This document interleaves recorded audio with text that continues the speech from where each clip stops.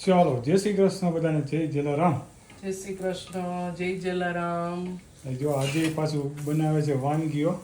વાનગી બનાવવાની નથી, આજ બહારની છે. એટલે આજે પરોઠા ઘરે આવશે બહારથી પંજાબી શાક ને મંચુરિયન ને એક થમ્સ અપ આવી ગઈ છે. હા અમારે શું છે, ઉનાળો હોય ને એટલે બધાને આમ ક્રેવિંગ બહુ થાય. અમારે એક દિવસ નો જાય ને તો બીજા દિવસે ક્રેવિંગ હોય. કાલ અમને ગોલાની થઈ હતી ક્રેવિંગ, પરમ દિવસે અમને થઈ હતી સોડાની ક્રેવિંગ.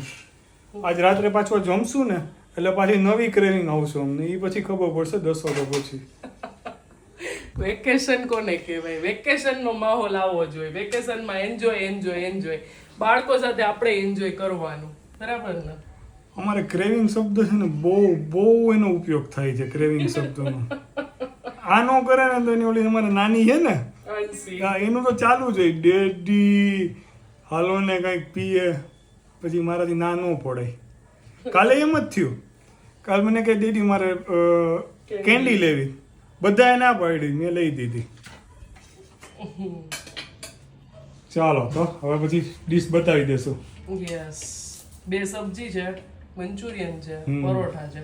તમે આજે શું જમ્યા ને, અને વેકેશનનો માહોલ તમારે કેવો છે ને મને કમેન્ટ કરજો. અને એક બહુ કમેન્ટ આવતી હોય છે, આજે એક એનાઉન્સમેન્ટ કરી દઈ કે છે ને તમે વાપી કરશો, વલસાડ કરશો, એવી રીતે પૂછતા હોય છે કુરિયર. તો અમે ઓલ ઓવર ઇન્ડિયામાં, આખામાં ઇન્ડિયામાં કુરિયર કરી છે, બરાબર? એટલે તમારા ગમે તે ગામ હશે ને ત્યાં કુરિયર થઈ જશે. આવજો.